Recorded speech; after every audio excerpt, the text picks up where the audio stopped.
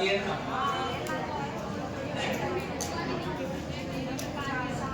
एक मिनट रुक जाओ, शांत हो जाओ 1 मिनट के लिए। कुआं लिखवा दिया, लकड़ी की छत, कहावतें लिखवा दी। एक लाइन लिखो। 2005-6 में जैसलमेर दुर्ग चल रहा है ना, जैसलमेर।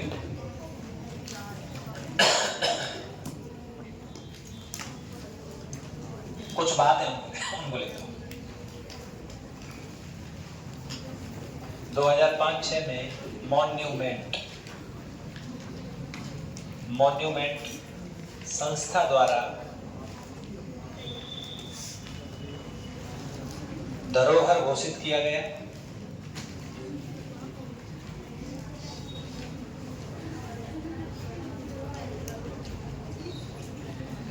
है ना? 2009 के अंदर इसमें भाई साहब भूकंप से दरारें आ गई थी।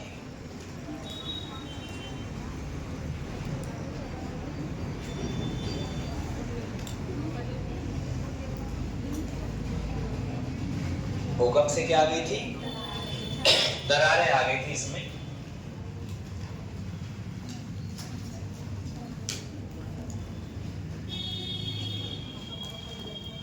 उतार लिया।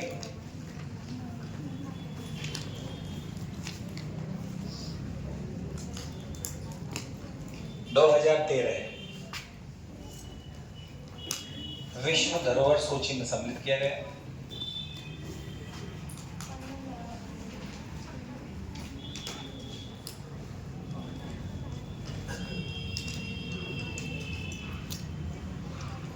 सम्मिलित किया गया, ये उतार दीजिए।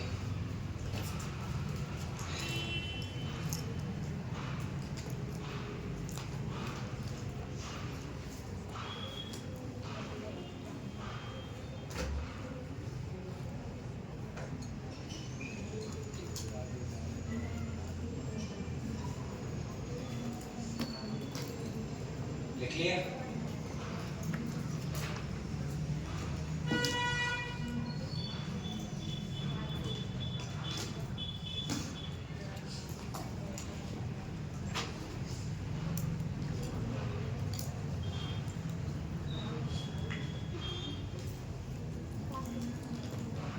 अब 2 डाक टिकट हैं, उनको लिख दीजिए। डाक टिकट जारी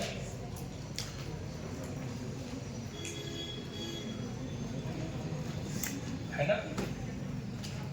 2009 में 5 रुपए का,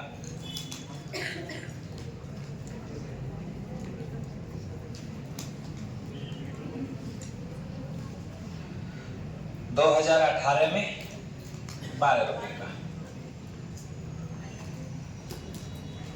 भारत सरकार जारी करती है भैया डाक टिकट, है ना? ये तुमने ये लिख दिया था, अंगड़ाई लेते हुए शेर के समान ऐसा प्रतीत होता है, ऐसे नाम उपनाम लिख दिया। अंगड़ाई लेता हुआ शेर नहीं लिखा, उसको जोड़ना है उपनाम में। अंगड़ाई लेता हुआ शेर के समान उपनाम में जोड़ देना।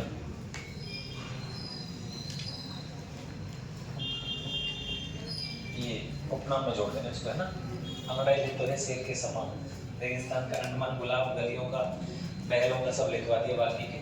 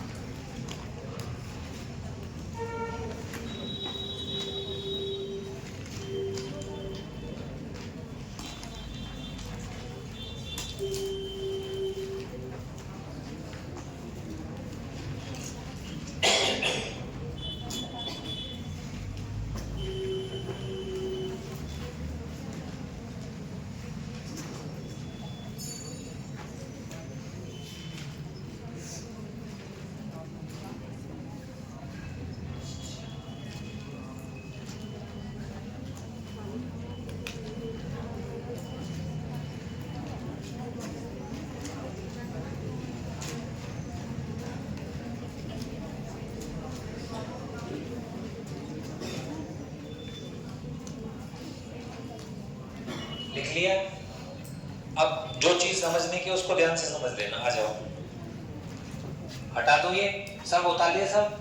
दो चीजें बची हैं, एक तो साके बच रहे और एक बच रहे हैं आपके इसके 4 गेट। ठीक है, देखो इधर देखिए, कुछ भी नहीं है, एक इतिहास है, उसको भी समझ लो। जैसलमेर के राजाओं का इतिहास है।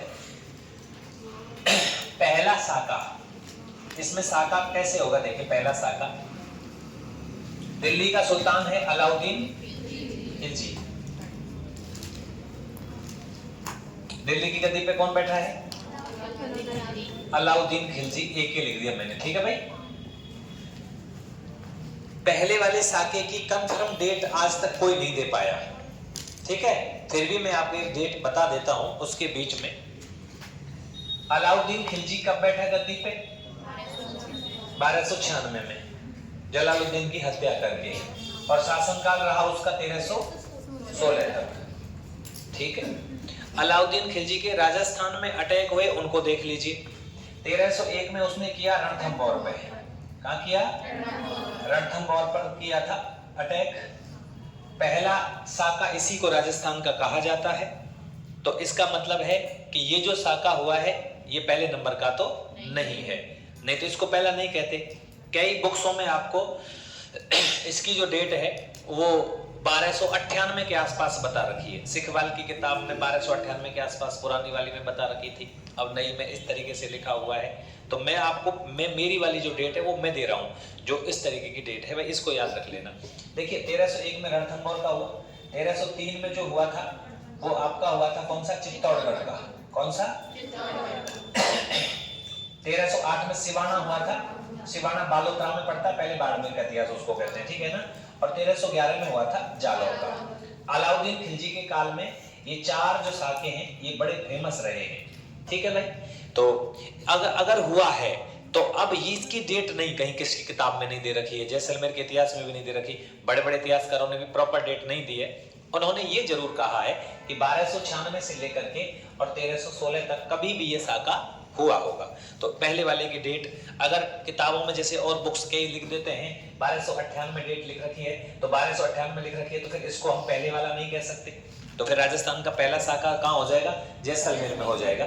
तो ये 1296 से लेकर के 1316 के बीच हुआ, फिर भी 1301 से और 1316 तक के बीच में हुआ है, क्योंकि ये पहला साका रणथंभौर का है, ठीक है ना। और सीधी सी बात बताऊं तो अलाउद्दीन खिलजी डायरेक्ट जैसलमेर पर आक्रमण भी नहीं कर सकता, क्योंकि जैसलमेर बहुत दूर था। तो उसने जो दिल्ली के और आगरा के आसपास के क्षेत्र थे उनको जीतने का प्रयास पहली बार किया, जिसमें रणथंभौर का नाम आता है, ठीक है ना।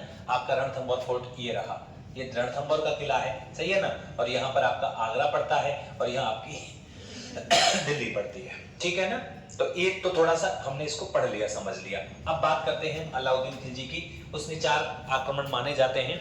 तो देखिए यहाँ जैसलमेर है आपका, ये कौन सा दुर्ग है? जैसलमेर का किला है। और उस समय पर यहाँ पर जो राजा गद्दी पर बैठे हुए थे वो बैठे हुए थे मूलराज भाटी। कौन बैठे हुए थे? मूलराज भाटी। और मूलराज भाटी, अब देखिए क्या हुआ, अलाउद्दीन खिलजी ने यहाँ पर लंबे समय तक घेरा डाल के रखा था, बहुत दिनों तक यहाँ घेरा रहा है अलाउद्दीन खिलजी का, और वो दुर्ग को नहीं जीत पाया। लेकिन ऐसा कहते हैं कि 3 साल का घेरा बताते हैं कुछ किताबें, कुछ कहती हैं, लेकिन घेरा डाल के रखा, कुछ भी नहीं हुआ। बाद में क्या हुआ दोस्तों, जैसलमेर का जो फोर्ट है उसके अंदर अनाज की क्या पड़ जाती है?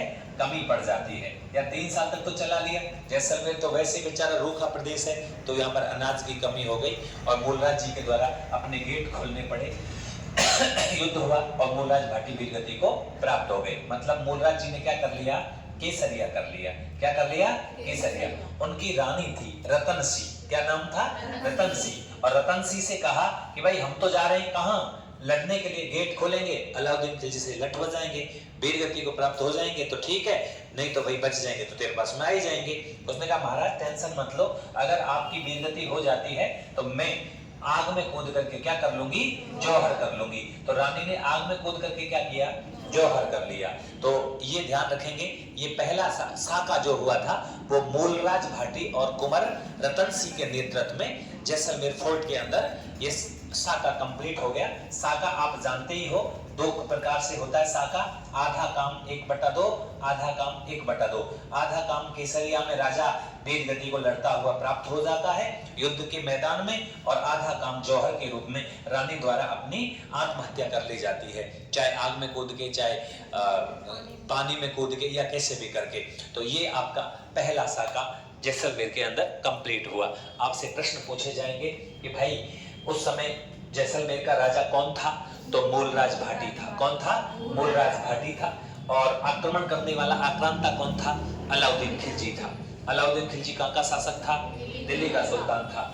मूलराज भाटी पर बहुत लंबा घेरा अलाउद्दीन खिलजी ने डाल के रखा, और अनाज के अंदर जल की कमी हो गई, तो बाद में मूलराज जी ने गेट खोले और साके के लिए, साके में कंफर्म था कि अब हम लड़ने जा रहे हैं, हमने गेट खोल दिए तो अब हम मृत्यु को प्राप्त हो सकते हैं, हमें कोई चिंता नहीं है। क्योंकि मैं आपको मारवाड़ का इतिहास पढ़ा चुका हूं, जिसमें रानी ने कहा था या तो राजपूत युद्ध के मैदान से विजयश्री लेकर के लौटते हैं, या वहीं पर वीर गति को प्राप्त हो जाते हैं। तो पहला साका जिसकी डेट इससे इसके बीच में रखेंगे, किसी को कोई परेशानी हो तो बताओ, ठीक है ना। अब आ जाइए साहब, पहला साका कंप्लीट हो गया है ना। अब आता है दूसरे नंबर का साका। 1357 की बात है। कब की बात है? 1357 ईस्वी की बात है। और यहाँ के शासक थे रावदूदा। कौन थे? रावदूदा। और रावदूदा का भाई और है त्रिलोकसी। क्या नाम है भैया? त्रिलोकसी। और दिल्ली के सुल्तान थे फिरोज शाह तुगलक। कौन थे भैया? फिरोज शाह तुगलक, ठीक है ना। फिरोज शाह तुगलक, ये दिल्ली का राजा बताया जाता है, फिरोज शाह तुगलक। अब देखिए क्या होता है यहाँ पर। इसमें भी कई सारे लोग जो हैं वो ये कहते हैं, कई विद्वान ये कहते हैं कि रावल दूदा उस समय राज नहीं था, रावल दूदा जब यहाँ थे तो फिरोज शाह तुगलक नहीं था। तो ये डाटा ऑथेंटिक भी माना गया, बार बार पेपर में आया है, तो आप इसको ध्यान रखेंगे। रावल दूदा साहब, हुआ क्या, यहाँ पर एक घटना होती है बड़ी बढ़िया वाली। ऐसा हुआ कि जो रावदूदा था उस पर फिरोज शाह तुगलक ने घेरा डाल दिया। कैसे डाल दिया? इनका जो भाई था दूदा जी का, त्रिलोकसी, उसने क्या किया, दिल्ली सल्तनत के कुछ क्षेत्रों को लूट लिया, मतलब वहां जाके आक्रमण कर दिया। अब ये फिरोज शाह जो तुगलक है, ये अपनी फौज को लेकर के चल दिया, ठीक है ना। चल दिया तो जैसलमेर का दुर्ग आपने देख ही रखा है, त्रिकुट पहाड़ी पर त्रिकुटागढ़ है क्या नहीं है? त्रिकुट पहाड़ी पर तो चारों तरफ से घेरा डाल दिया। अब देखो, खूब डाल दो घेरा, हम पे कोई फर्क हो नहीं पड़ता। लेकिन बहुत सारे दिन हो गए, तो यहाँ पर फिर से किसकी कमी हो गई? अनाज की कमी हो गई। अनाज और जल की कमी हो जाती है दुर्ग के अंदर। भाई बाहर से ही तो आएगा ना अनाज और जल, तो चलो जल की व्यवस्था तो अंदर कुआं बुआ खोद लेंगे, लेकिन अनाज तो खाने के लिए चाहिए ना। बीत गया, कोई बात नहीं। अब साहब इनकी जो रावल दूदा को ये महसूस होने लग गया कि हमें बिना साके के हमारी पार पड़ेगी नहीं, मतलब या तो हम यहाँ मरेंगे तो बिना काम के मरेंगे, और हम जब लट्ठी बजा के तो हम जीतेंगे ना। तो वीर गति तो राजपूतों का ये काम था पहले, ठीक है ना। तो रावदूदा ने यह क्या किया, देखिए, उन्होंने अपनी रानी, जिनका नाम है सोढ़ी, क्या नाम है? सोढ़ी। सोढ़ी से कहा कि ऐसी बात है, हम जा रहे हैं युद्ध से बाहर, गेट खोलेंगे भाई। ये देखिए, ये गेट है, इसको हम खोलेंगे। बाहर किसकी सेना लगी हुई है? तुगलक की सेना लगी हुई है, ठीक है ना। तो उनकी एक बच्ची और थी, रावदूदा के साथ में जो इनकी रानी थी उसका नाम था सोढ़ी। क्या नाम था? सोढ़ी कंवर। क्या नाम था भाई? सोढ़ी कंवर इसका नाम था, ठीक है। इनका भाई था त्रिलोकसी, सब अंदर ही है। और सोढ़ी कंवर से और महाराज रावदूदा जी से एक लड़की पैदा हुई थी, एक इनकी पुत्री थी, ठीक है ना, जिसकी उम्र लगभग 9 साल के आसपास बताई जाती है। 9 साल की वो कन्या थी, ऐसा कहते हैं, कई 16 साल की बताते हैं। अब वो जितनी भी साल की कन्या रही होगी वो, अब बाहर निकलना है तो क्या है कि कुंवारी लड़कियां जो है वो जौहर में नहीं जाती थी, ठीक है ना। कुंवारी जो कन्या थी वो जौहर में नहीं जाती थी, इसलिए महाराज ने क्या किया, अपनी पुत्री का विवाह दुर्ग के अंदर ही, दुर्ग में ही रहते थे ना सब, दुर्ग के अंदर ही एक दोड़ा नाम का एक लड़का था छोटा सा, ठीक है ना। उस दोड़ा से अपनी पुत्री का क्या किया, पहले तो विवाह किया, क्योंकि बचना नहीं है कोई भी, है ना, एक भी नहीं बचेगा, सब जौहर में चले जाएंगे। क्योंकि उस चक्कर क्या था कि जो मुस्लिम लोग थे ना, ये हमारे साथ में कोई अच्छा व्यवहार नहीं करते थे उस समय, ठीक है ना। ये कन्वर्ट करते थे और पता नहीं बहुत कंडीशनें होती थी, तो महिलाओं ने, राजपूताने ने अपनी शरीर टच नहीं करने दिया, आग को चली गई वो, लेकिन उन्होंने अपनी इज्जत के साथ में खिलवाड़ नहीं होने दिया था। ये सबसे बड़ी बात थी। जिंदा जलना कोई छोटा मोटा काम नहीं है, ठीक है ना। यहाँ एक छोटी सी नेक्सी सी चाय गिर जाए ना तो मैया को 50 गाली देने की कोशिश करें, पर वो मम्मी कूट दे, नहीं तो ऐसा गुस्सा आवे और कोई दूसरा फैला दे तो कितनी गुस्सा आती है ना। तो देखिए, तो विवाह कर दिया साहब दोड़ा नामक लड़के से। अब सुबह शादी वादी करा कर कंप्लीट, क्योंकि इनको पता था कि जौहर होगा, साका होगा, ठीक है ना। तो भैया इधर गेट खोले और तुगलक की सेना पर जाकर के और कूद पड़ते हैं। युद्ध होता है भयंकर, और भयंकर युद्ध होता है तो रावल दूधा जी की क्या हो जाती है दोस्तों, मृत्यु हो जाती है। मतलब मृत्यु का मतलब यहाँ केसरिया होगा। क्या होगा यहाँ, मृत्यु को क्या कहते हैं, केसरिया हुआ। सब राजा क्या हो गए, वीर गति हो गए, ठीक है ना। रानी जी को इस बात की सूचना दी गई कि महाराज वीर गति को प्राप्त हो गए। एक व्यक्ति इसी के लिए होता था, वो आए साहब। रानी जी ने क्या किया, सोढ़ी ने, और वो जब ये पहले जा रहे थे यहाँ से, मतलब युद्ध होने वाला है, उससे पहले ये लग गया था। सोढ़ी ने ये पूछा था कि महाराज आप बताइए, अपनी अंतरात्मा से बताइए, क्या हम युद्ध जीतेंगे।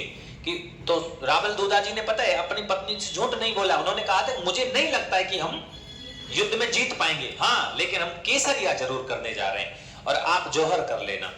तो रानी बड़ी अच्छी थी, अपने पति से बहुत ज्यादा प्यार करती थी। उन्होंने, इसने पूछा था सोढ़ी ने कि ठीक है यहाँ नहीं रहेंगे साथ में, तो स्वर्ग में तो साथ में रहेंगे रहेंगे भाई, हम तुम्हारे पीछे ही आ रहे, टेंशन क्यों कर रहे हो।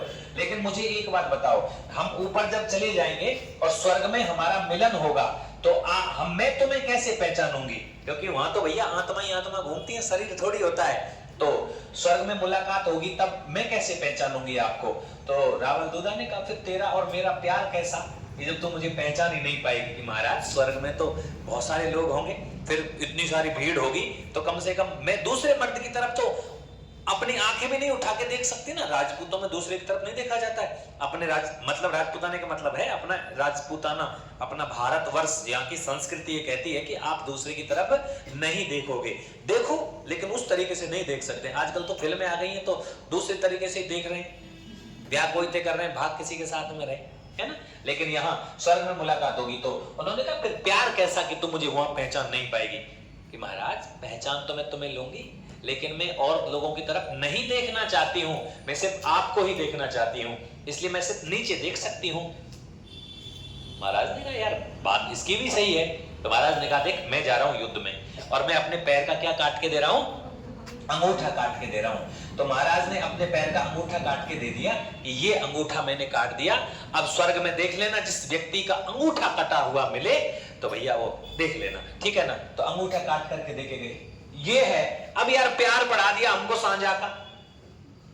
14वें बच्चे को जन्म दे रही थी मुमताज, 14वें बच्चे को, और बोला वो प्यार है। प्यार तो इसको कहते हैं।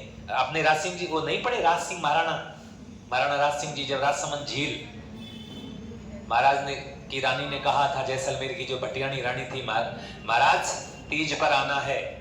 महाराज ने कहा जरूर आएंगे। बरसात हो गई भयंकर, नदी ने रास्ता रोक लिया, गोमती ने। महाराज बहुत दिन तक खड़े रहे, नदी बंद नहीं हुई। महाराज को गुस्सा आया कि गोमती तूने हमारे प्यार में दखल दिया है, इसलिए ध्यान रखना कि जिस दिन तेरे अंदर पानी कम होगा उस दिन मैं तुझे बांध के रख दूंगा। और वो बांध बनवाया राजसमंद बांध, जिसको आज क्या कहते हैं, झील कहते हैं। वो राज सिंह जी के प्रेम का प्रतीक है, ठीक है ना। तो यहाँ प्रेम का प्रतीक अंगूठा काट के दे दिया यार उसने, राजा ने, कि मैं युद्ध में जा रहा हूं, लेकिन आप जब वहां आओगी तो आप ऊपर। रानी भी कैसी थी कि महाराज मैं दूसरे को क्यों देखूं, मरने के बाद भी 7 जन्म निभाए जा रहे हैं, यहाँ 2 दिन नहीं निभाए जा रहे हैं, ठीक है ना। अंगूठा काट कर दे दिया साहब। अब यहाँ महाराज गए गुस्से में भयंकर, दे दिया, चल दिए, युद्ध हुआ, महाराज वीर गति को प्राप्त हो गए, ठीक है साहब। और क्या हो गया, साका हो गया। कौन सा साका हुआ, ये दूसरे नंबर का। तो पहला साका कब हुआ, 1296 से 1316 के बीच मूलराज भाटी के नेतृत्व में और रानी रतन सिंह के नेतृत्व में। दूसरे नंबर का साका 1357 में महाराज रावल दूधा व उनकी पत्नी सोढ़ी के नेतृत्व में। और बाकी की कथा मैंने आपको यहाँ लिख दी, इसको ऐसे कैसे पूरा के पूरा उतार लेंगे। तीसरे साके की बात समझिए, गद्दी पे बैठे हुए थे, 1550 की डेट है। कब की डेट है, 1550 की डेट है दोस्तों। गद्दी पर बैठे हुए कौन बैठे थे पता है, लूणकरण भाटी। कौन बैठे थे, लूणकरण भाटी। अब देख लो तुम, कितनी शानदार बात है, लूणकरण भाटी। होता क्या है, आप एक बात समझेंगे, पूरी कहानी पहले मैं तुम्हें सुनाता हूं, फिर इधर लिख लेंगे उसको, फिर तुम उतार लेना। ये हमारा राजस्थान है भाई, ठीक है ना। और ये आपका पाकिस्तान है, और यहाँ एक जगह पड़ती है अफगानिस्तान। अफगानिस्तान की जगह पड़ती है कंधार। कौन सी जगह? कंधार। मैंने आपको बलूच विद्रोह लिखवाया था आज। बलूच विद्रोह, राय सिंह का बलूच विद्रोह को दबाने क्या लिखवाया ना, बलूच। बलूच का मतलब उसमें कोष्टक में कंधार लिख लेना, क्योंकि बलूच कंधार में रहते थे, ठीक है ना, और बलूचिस्तान पाकिस्तान में रहते थे। तो कंधार में एक व्यक्ति रहता था जिसका नाम था मुस्लिम अमीर अली। क्या नाम था उसका? अमीर अली। अमीर अली। अब ये जो अमीर अली था, ये अपने भाइयों ने कूट पीट के बुरी तरह से उसको ठोका। इसके भाइयों ने इसकी फुटबॉल बना दी, एकदम गोल मोल कर दिया, और इसको कूट पीट के और कंधार से निष्कासित कर दिया, भगा दिया इसको। ये सब कंधार से आ गया। जगह कहां मिली इसको? ये चल रहा था, बहुत सारा इसके पास में सामान था, इसकी रानियां थी, घोड़े घोड़े थे, तो ये सीधा के सीधा अपने जैसलमेर आया, यहां आया। लोनकरण के पास।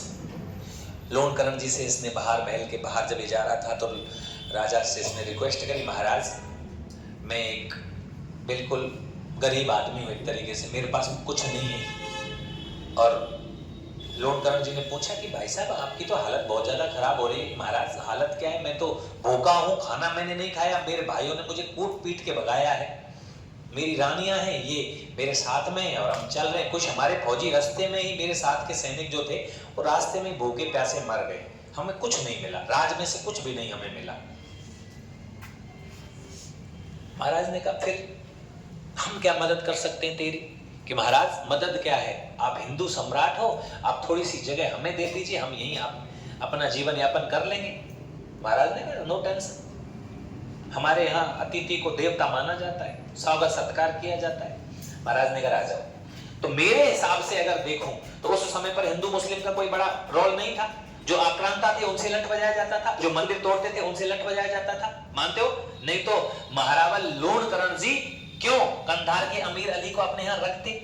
अगर हिंदू मुस्लिम वाली बात होती, हाँ वो लोग आते थे, वो लूटने के लिए आते थे, भारत को लूटते थे, लूटने के बाद फिर कन्वर्ट करते थे, जबरदस्ती से मारते थे, महिलाओं को पता नहीं ले जाते थे, ठीक है ना, अत्याचार वाली प्रवृत्ति थी,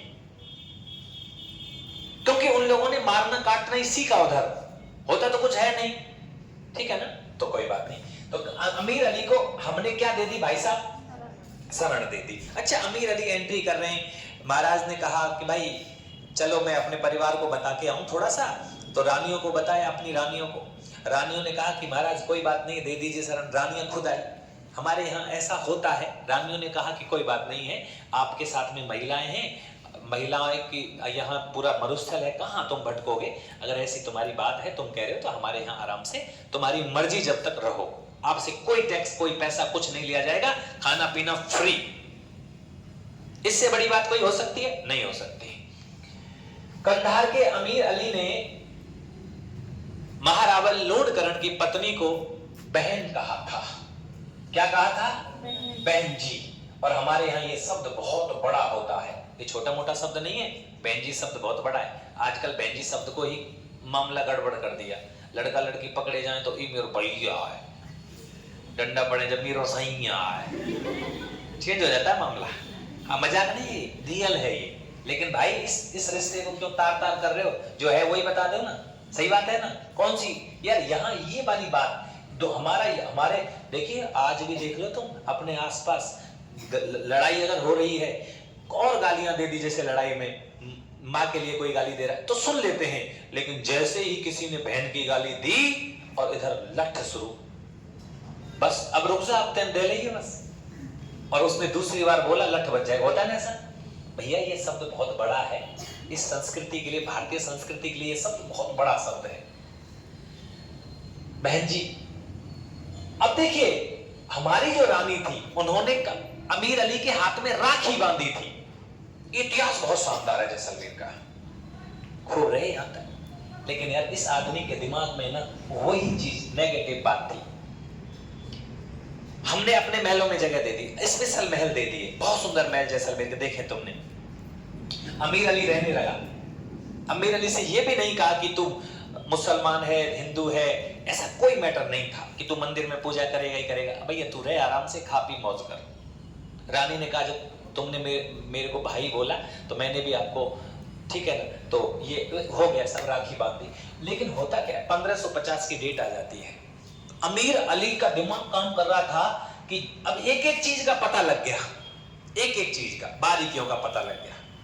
भाई दुर्ग में यहाँ ये है, यहाँ ये, यहाँ ये, वो तो एक भाई बहन की तरह रह रहे हैं, ठीक है ना। एक दिन पता है क्या हुआ, 1550 की जब डेट आई तो दिमाग लगाया अमीर अली ने। उस दिन मौका की, उसी मौके की फिराक में था वो। तो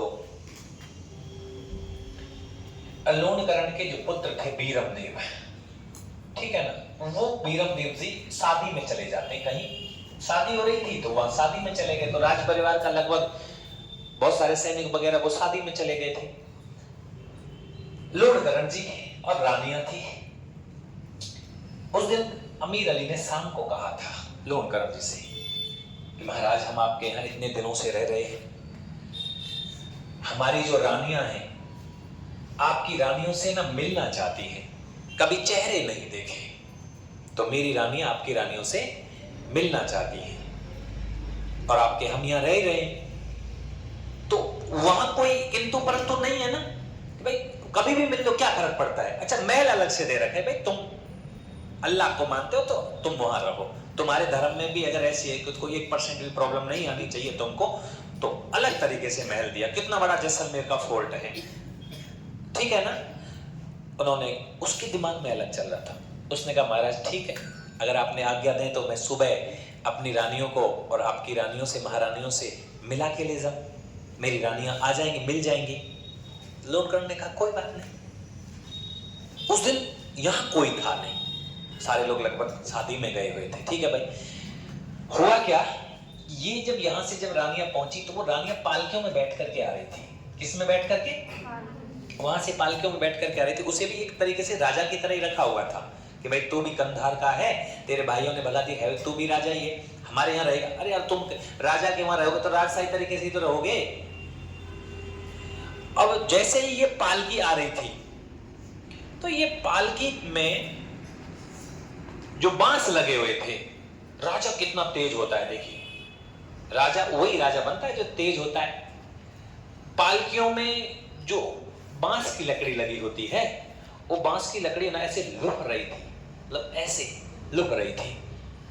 तो महाराज लोणकरण का ध्यान गया, यार पालकियां इतनी भयंकर, वजन तो नहीं हो सकता कि पालकियों की जो लकड़ी है, डंडे लग रहे हैं, वो धुक रहे हैं, मतलब मुड़ रहे हैं।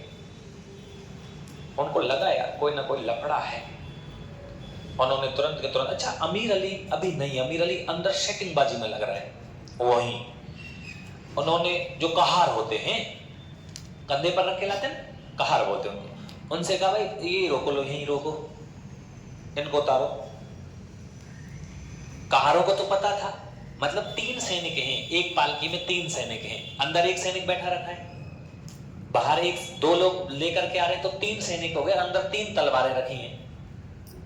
वो उसमें वो नहीं थी, कौन? रानियां नहीं थी। अच्छा जैसे ही उन्होंने नीचे रखने के लिए कहा तो कहारों ने इस बात को मानने से इनकार कर दिया कि महाराज हमारे तो रानियों का पर्दा होता है, ऐसे तो कोई नहीं देख सकता। उसने कहा यार तुम कैसी बात कर रहे हो, मैं राजा हूं इस दुर्ग का और टटपूंजिया थोड़ी हूं, क्योंकि अगर वो दिखाएं तो पता लग जाएगा, पोल खुलेगी। जैसे विरोध हुआ तो महाराज समझ गए। अब आप देखिए, इधर महाराज के पास में फौज नहीं है, उधर उसकी फौज तैयार है, रानियां अंदर हैं।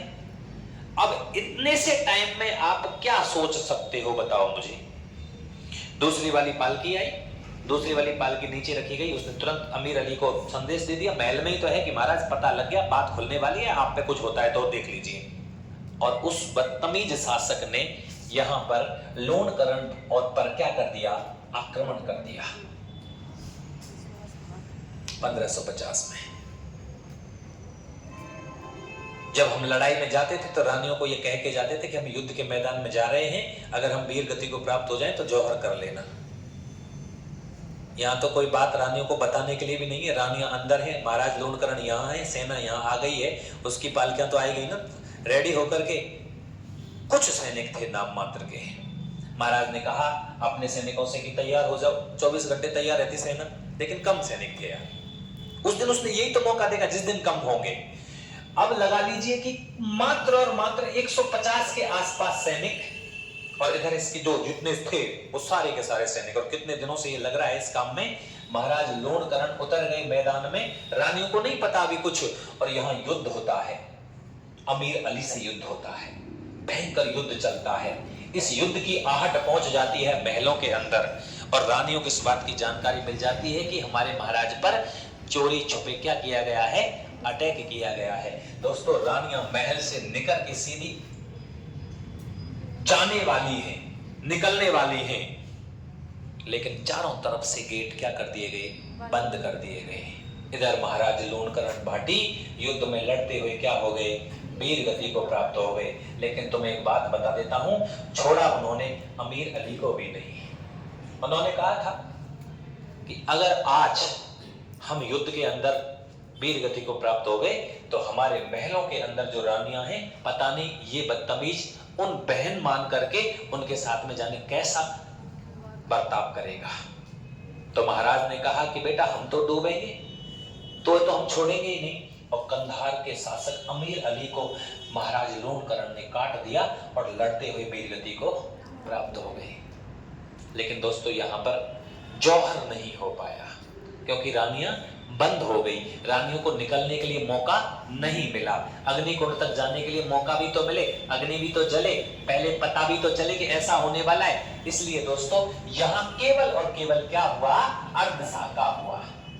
क्या हुआ, अर्धसाका। पहला एक साका कंप्लीट हो गया, फिर दूसरा साका कंप्लीट हो गया, कितने हो गए, 2, और फिर आधा साका हुआ। इसलिए कितने साके हो गए, 2 सही 1/2। ठीक है ना, 2 सही 1/2 मतलब 2.5 साके के लिए कौन सा दुर्ग जाना जाता है, ऐसा दुर्ग जिसमें जौहर केसरिया तो हुआ लेकिन जौहर नहीं हुआ। वो कौन सा है, जैसलमेर का। 1550 ईस्वी के अंतर्गत। और वो आक्रमणकारी कौन था दोस्तों, जिसको शरण दी थी। ठीक है ना। अब तुम देखिए कि यहाँ पर लूणकरण ने उनको उसको खिलाया पिलाया, राजा की तरह रखा, और लास्ट में क्या निष्कर्ष निकला कि राव लूणकरण भाटी को इस दुनिया से जाना पड़ा। ये वाला 2.5 साका, आधा साका। तो राव लूणकरण भाटी वाली बात याद अब रह जाएगी। तो 3 वाले चीजों को याद रख लेना। पहला साका मूलराज जी, दूसरा साका दोदा जी, और तीसरा साका लूणकरण जी। ठीक है ना। यहाँ पर रानियां जौहर नहीं कर पाई थी, इसलिए ये केवल केसरिया ही केसरिया है, यहाँ पर जौहर नहीं है। इसलिए आधा काम हुआ था, तो ये 2.5 साके के लिए प्रसिद्ध माना जाता है। लास्ट का जो साका है वो आधा साका है। कौन सा है, आधा। तो वो तीसरा पूरा थोड़ी हुआ, इसलिए 2.5 साके के लिए प्रसिद्ध कौन सा दुर्ग है, 2.5 साके के लिए प्रसिद्ध कौन सा दुर्ग है, जैसलमेर का। ठीक है ना। 2.5 साके के लिए एक प्रश्न और आएगा। 2.5 कड़ी की रामलीला मैंने लिखवाई थी मांगरोल के अंदर, और मांगरोल कहां पर है, ये 12 के अंदर मैंने लिखवाई थी ना 2.5 कड़ी की रामलीला। तो ये 2.5 कड़ी की रामलीला एक तो यहाँ याद रख लेना, और ये 2.5 साके के लिए प्रसिद्ध दुर्ग जैसलमेर याद रख लेना। ठीक है ना। अब देखिए मरुस्थल के अंदर ऐसे ऐसे साके हुए हैं। तभी तो कहा था पंडित जवाहरलाल नेहरू जी ने कि भाई ये रियासत तो वास्तव में ही 8वां आश्चर्य है। फिर यहाँ के इतिहास को जब देखा गया, यहाँ के महलों को देखा गया, कहा कि यार कितने शानदार शानदार चीजें यहाँ पर बनाई गई हैं मरुस्थल के अंदर। तो वे तीसरा साका है। और तीसरा साका बोलिए, आक्रमणकारी कौन था, नहीं पहले कंधार का शासक कौन, कंधार का अमीर अली को शरण दी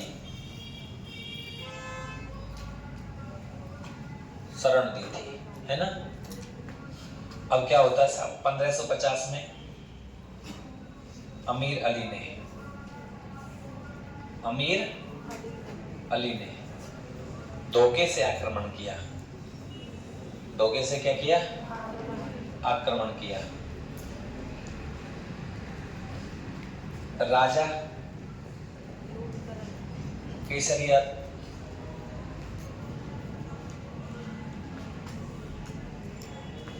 राजा ने केसरिया तो किया, परंतु रानियों ने रानियों ने जौहर नहीं किया।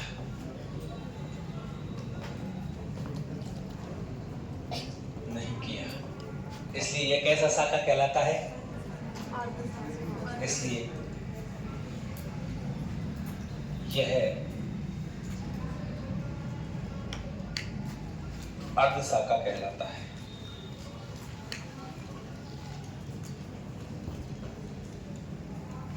कहलाता है ना। अब देखो, अच्छा ये तो पहला वाला है ना, ये लिखवाया नहीं कुछ है? मेरे साथ में उतार लो फिर। कितने साकों के लिए प्रसिद्ध है ये? 2.5 साकों के लिए है ना। तो दुर्ग में साके लिख दीजिए।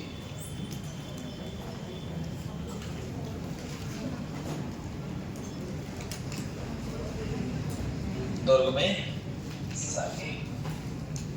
कितने साके हुए दुर्ग में?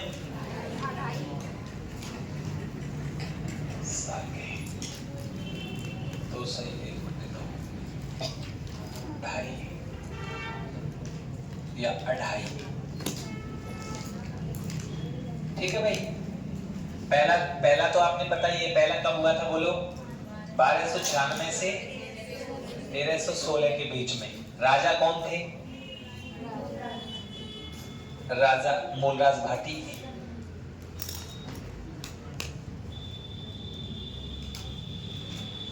प्लस रानी कौन थी? रतन सिंह।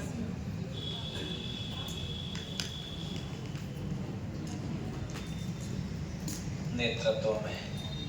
आक्रमणकारी कौन था भैया?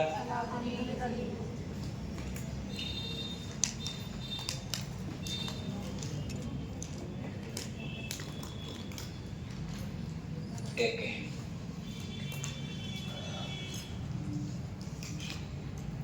उतार दीजिए।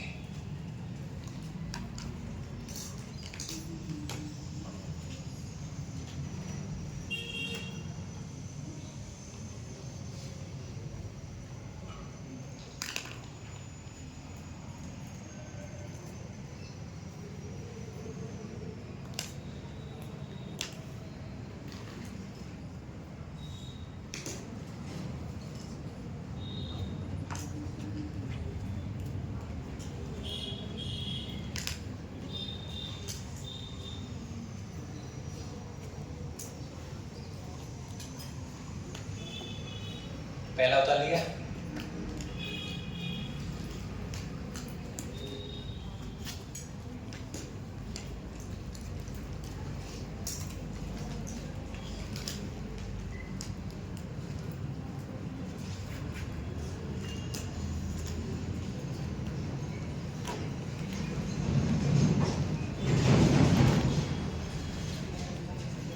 अच्छा, दुर्ग के गेट खोलने का कारण आपको पता है ना? जल और अन्न की कमी।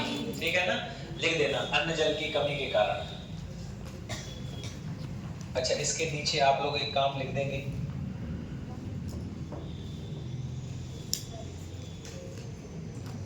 जगह हो ना बच गई हो तो ये लिख देना केसरिया। क्या लिख देना?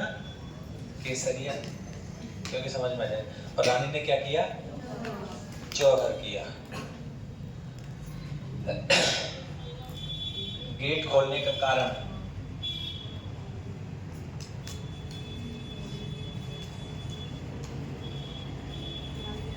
दुर्ग में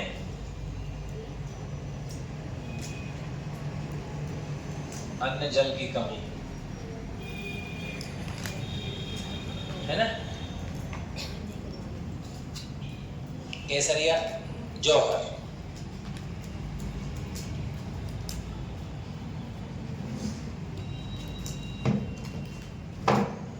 पहला साका है ये, पहला साका है। पहला साका पूरा ही लिख लो ना, फिर कथन कारण वाले प्रश्न आए तो कथन कारण में दे देगा भैया। दुर्ग में जल और अन्न की कमी होने के कारण दुर्ग के दरवाजे खोलने पड़े थे, इसलिए राजा ने केसरिया किया। सही है? हाँ करो साहब, कमी है गई साहब। सही है ना? कारण पूछता है ना आजकल, कथन और कारण। सर जी क्यों हो केसरिया?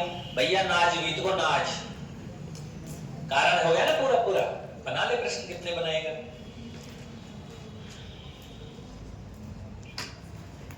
दूसरा लिख,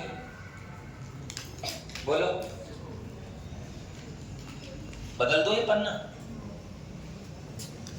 ये लिख दो। नहीं खानो, अच्छा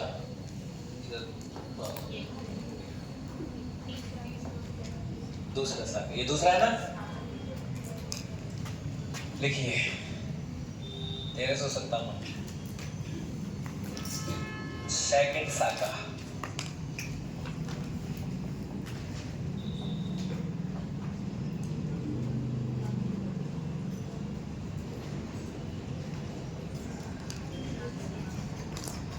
केसरिया दोनों के नेतृत्व में, और रानी के नेतृत्व में क्या हुआ?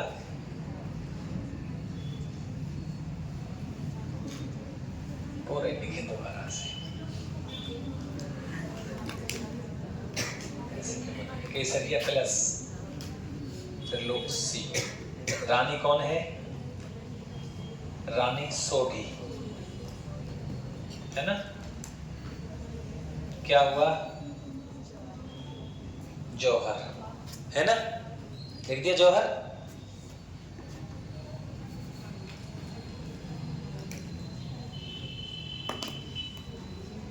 अरे उतालियों का। अब रानी के यहां लिख देंगे पुत्री का विवाह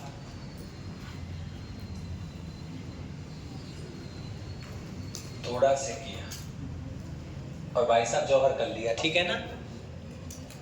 रानी ने राजा से क्या कहा?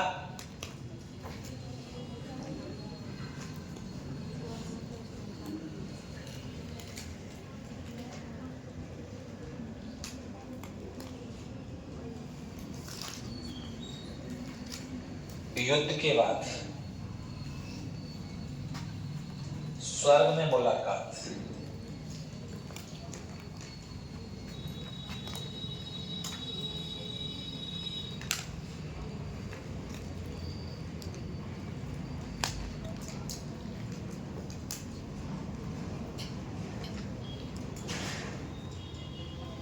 राजा ने कहा दे दियो भैया अपना अंगूठा, पैर का अंगूठा।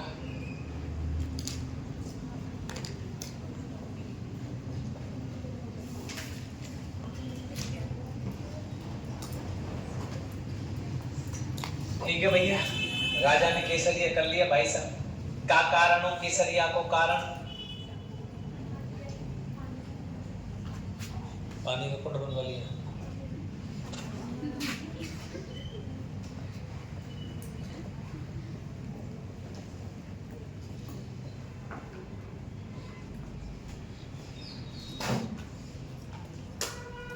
आक्रमणकारी कौन था? गोस्वामी तुलसीदास।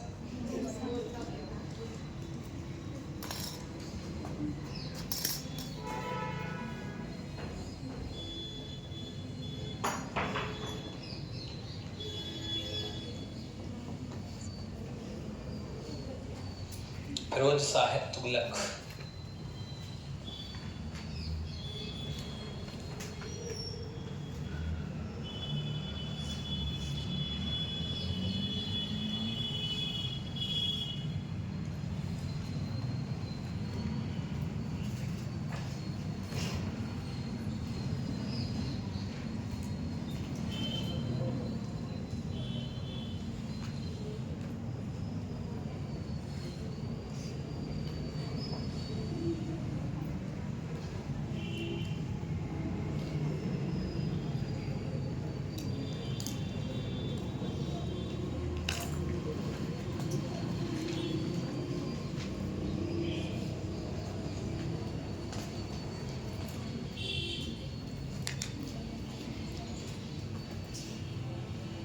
बना लिया।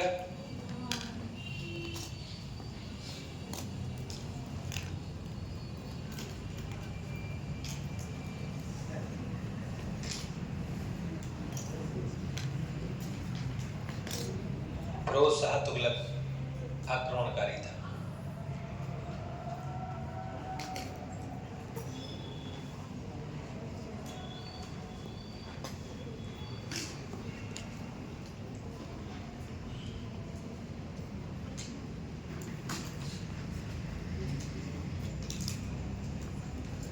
अरे बदल दे, बोलो लाली, बदल दे, ले दो।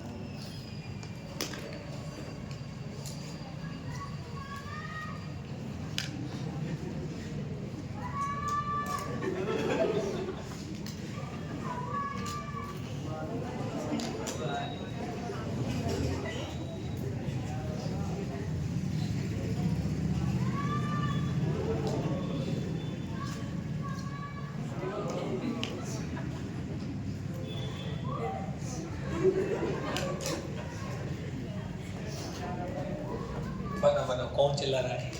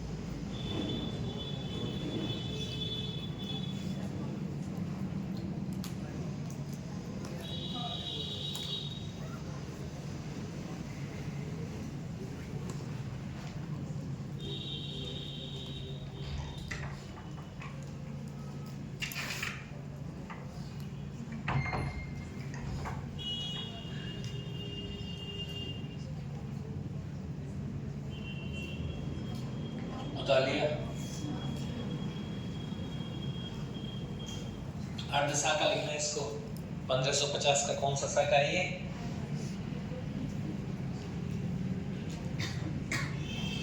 अर्ध साका।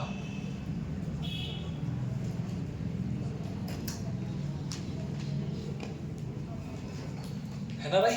क्योंकि इसमें सिर्फ क्या हुआ था, किसे दिया, इसमें जौहर नहीं हुआ। रीजन आपको पता लग गया ना क्यों नहीं हुआ, है ना भाई?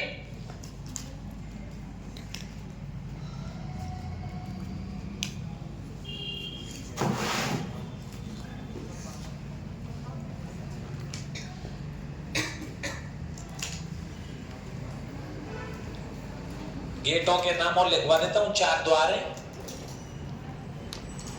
ये उतार रहे हो अभी?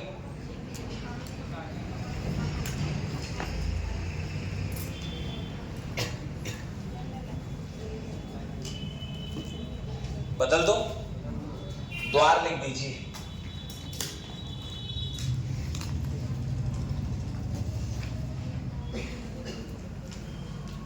अक्षय पोल,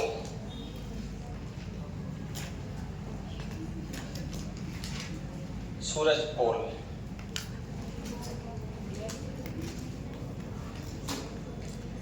सूरज पोल,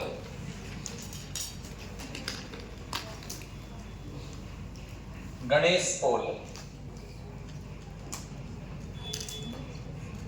गणेश पोल को भूत पोल भी कहते हैं।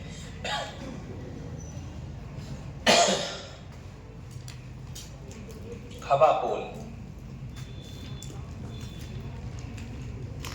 हवा पोल को रंग पोल भी कहते हैं। हवा पोल को क्या कहते हैं दोस्तों? रंग पोल भी कहते हैं, है ना।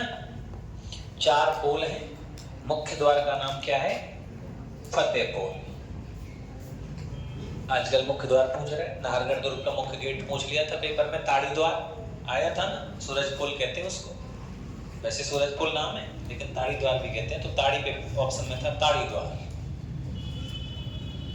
4 द्वार है, ठीक है।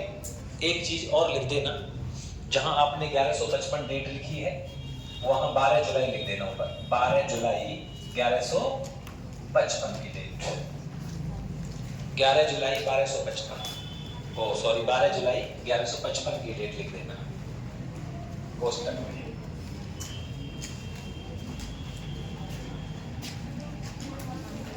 लिख दिया।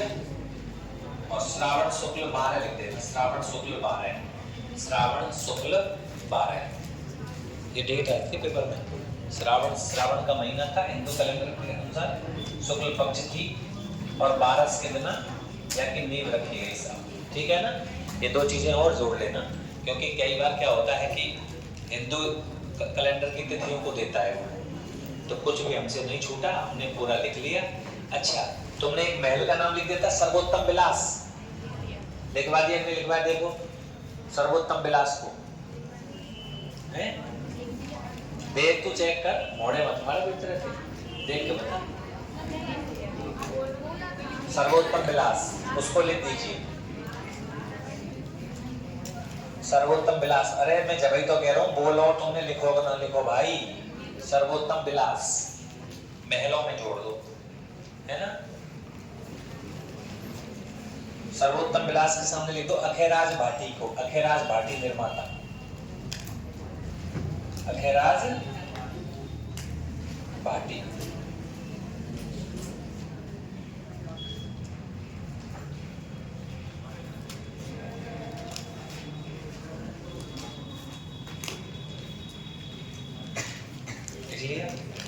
एक लाइन और लिख देना, जो है जो प्रश्न अभी रह रहा है। देखिए फिल्म बनी, दुर्ग पर फिल्म बनी, कौन सी? दुर्ग पर फिल्म बनी, कौन सी फिल्म बनी थी? सोनार किला। कौन सी? सोनार किला। और कौन ने बनाई? डायरेक्टर कौन होया को? सत्यजीत रे, सत्यजीत रे। ये सोनार किला फिल्म बन चुकी है, डायरेक्टर सत्यजीत रे। एक और लिख देना, जैसानगढ़ को या जैसलमेर फोर्ट को, जैसलमेर दुर्ग को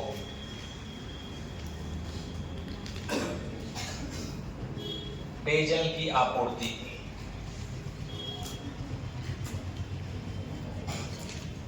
गढ़सीसर झील से। जैसलू कुआं और गढ़सीसर झील। गढ़सीसर झील भैया दुर्ग के बिल्कुल कहाँ है? पास में, गढ़सीसर झील से, है ना। ये प्रश्न है, आएंगे भाई। इसको तो यहाँ से पानी जाता था, ये जाता था, वो जाता था, तो आप थोड़ा सा याद रख लेना इनको, ठीक है।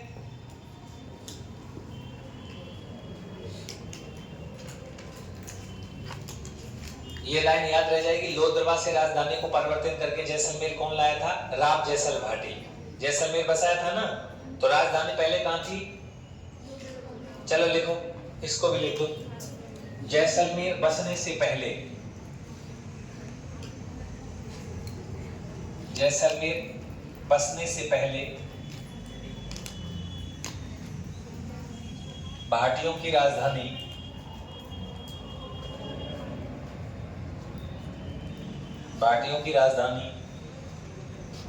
लोहद्रवा थी। राव जैसल ने राजधानी जैसलमेर बनाई,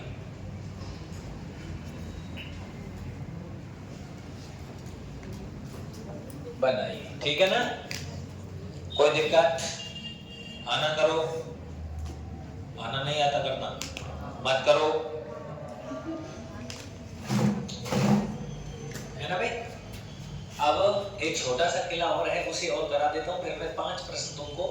जीके के लिखवाऊंगा, है ना। पहले मोहनगढ़ को फोर्ट है छोटा सा ही, यही है, उसको लिखा देता हूँ।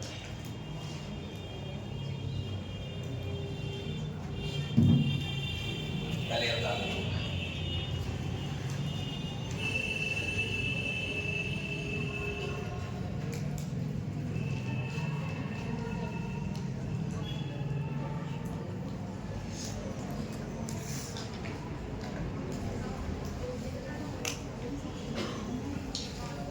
आ जाइए, करें शुरुआत। छोटा सा दुर्ग है, काम का है। मोहनगढ़ का फोर्ट जैसलमेर में है। कहां पर है? मोहनगढ़ का किला, मोहनगढ़ किला जैसलमेर,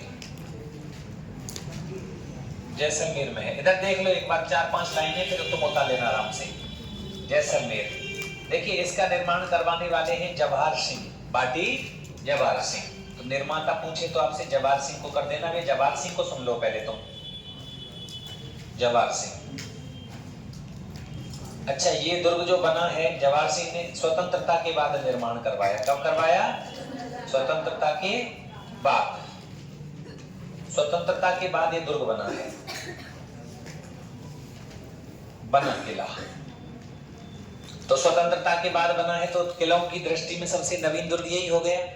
तो ये दुर्ग जो है ये सबसे नवीन किला है।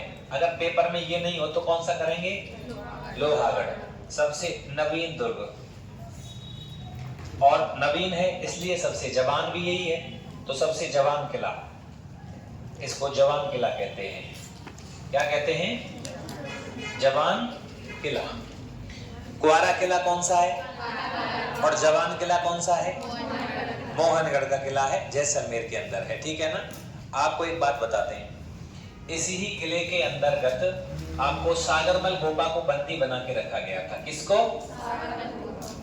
सागरमल गोपा, सागरमल गोपा को बंदी बनाया था, को बंदी बनाया। किसने बनाया था? जवाहर सिंह भाटी ने। किसने? जवाहर सिंह भाटी ने। अब सुनो, जब जवाहर सिंह भाटी, जब तुम स्वतंत्रता प्राप्ति को पढ़ोगे, स्वतंत्रता संघर्ष को पढ़ोगे, तो आप ये भी पढ़ोगे सागरमल गोपा। सागरमल गोपा ने एक किताब लिखी, आजादी के दीवाने, जैसलमेर में गुंडा राज, रघुनाथ सिंह का मुकदमा। 3 किताबें हैं उनकी। और वो जैसलमेर में गुंडा राज लिख रहे थे। गुंडा राज का मतलब है कि जैसलमेर का जो राजा है जवाहर सिंह, वो गुंडा टाइप का है, वो जनता की सुनना पसंद नहीं कर रहा है। तो उन्होंने किताबों के माध्यम से, पहले किताबें लिखी जाती थी, किताबों के माध्यम से जनता को जागरूक करने का प्रयास किया। और सागरमल गोपा को पकड़ के जेल में डाल दिया। और आप सोचने पे मजबूर हो जाओगे, जिंदा तेल डाल दिया गया, केरोसिन, और जिंदा आग लगा दी गई थी। ऐसी घटना हुई थी जवाहर सिंह के काल में। केरोसिन का तेल डाल करके, मिट्टी का तेल, आग लगाई गई थी, जिंदा जलाया गया था सागरमल गोपा। सिर्फ इसलिए कि उसने जैसलमेर में गुंडा राज, मतलब जैसलमेर के राजा के असली इतिहास को उस समय पर जो उसने किया था, उसको जनता के सामने रख दिया था। और उसको इतनी बुरी यातनाओं से मारा था, आप लगा लीजिए, जेल में बंद कर दिया, भाग भी ना सके। ठीक है ना। इतनी बुरी तरह से सागरमल गोपा जी की मृत्यु हुई थी। शहीद हैं दोस्तों, क्रांतिकारी हैं, देश आजादी में बड़ा योगदान उनका रहा है। ठीक है ना। तो उन्हीं से इनका संबंध है। अब मैं तुमको वो फोर्ट दिखाता हूं, तब तक आप ये लिख लीजिए। नया किला है, आजकल उसमें होटल चलती है।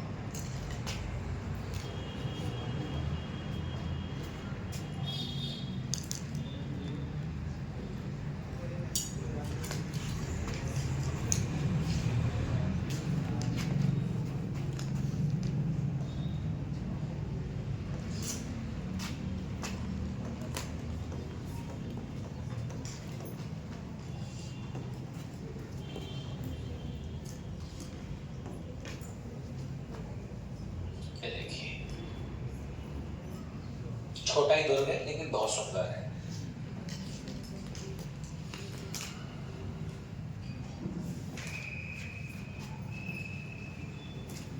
देखिए अभी दिखाएंगे इसको। उतार लिया तुमने? तो ध्यान रखना कि सबसे जवाब किला स्वतंत्रता के बाद कौन सा किला बना है, तो कौन सा है? स्वतंत्रता प्राप्ति के बाद बना है ना। कि प्रश्न आएगा स्वतंत्रता प्राप्ति के बाद कौन सा दुर्ग बना, तो कौन सा बना है? मोहनगढ़ का किला।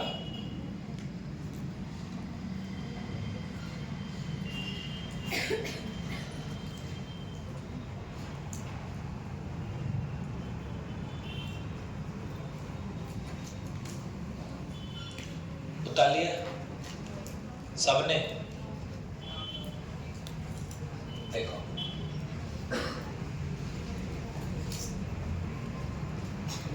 छोटा सा दुर्ग है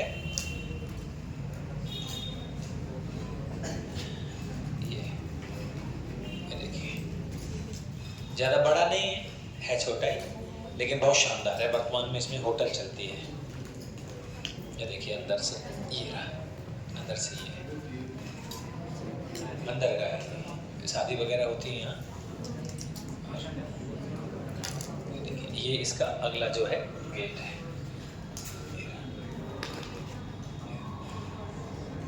स्वतंत्रता के बाद बना, बहुत बड़ा नहीं है, विशाल आकृति नहीं है, ठीक है। पत्थर पीला ही है यहाँ पर। पत्थर कैसा है? पीला पत्थर है।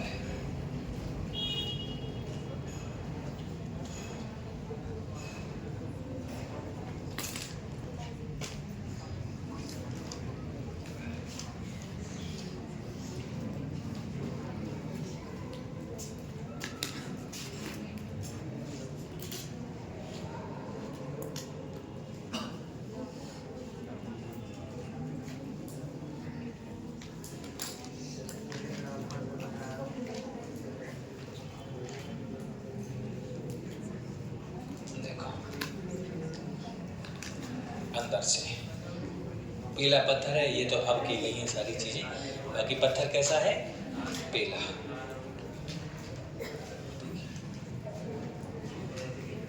है ना जबरदस्त?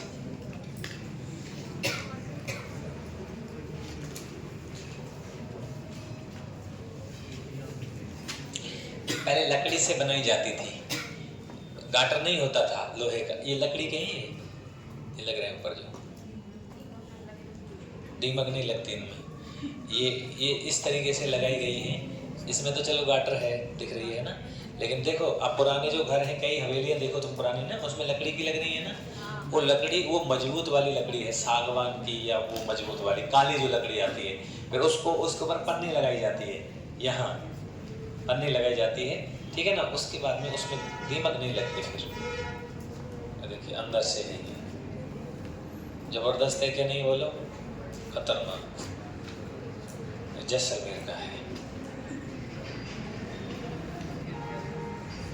अब तो ये आगे ही सब तरीके से सेट कर दिया उसको, पूरे तरीके के। वही महल है, महल सारे एक तरीके के हैं लगभग, सब महलों में उसी तरीके का डिजाइन है। एक राजाशाही तरीके का जीवन है, ठीक है। तो ये आपका कंप्लीट होता है मोहनगढ़ का फोर्ट। कल आपको नेक्स्ट कराएंगे भटनेर का किला, है ना, भटनेर और जूनागढ़, ठीक है भाई। तो यहाँ तक तो कोई दिक्कत नहीं होनी चाहिए। एक दो प्रश्न लिख लो करंट